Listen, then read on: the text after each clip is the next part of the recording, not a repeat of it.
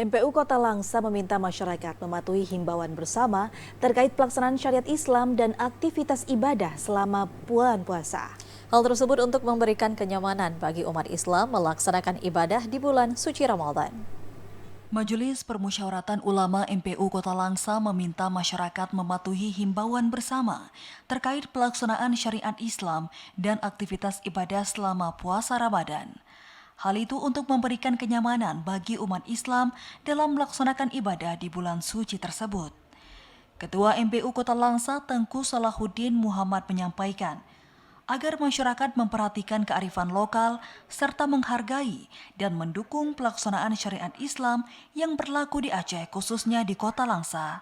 Kami dari MPU mengharapkan kepada seluruh masyarakat agar memperhatikan kearifan lokal yang ada di Kota Langsa, juga menghargai syariat Islam yang sudah berlaku khususnya di Kota Langsa.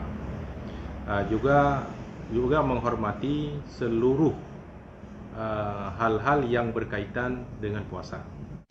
Adapun sejumlah poin dalam maklumat bersama yang dikeluarkan pemerintah Kota Langsa, diantaranya masyarakat non-muslim agar dapat menghormati umat muslim yang berpuasa dan beribadah.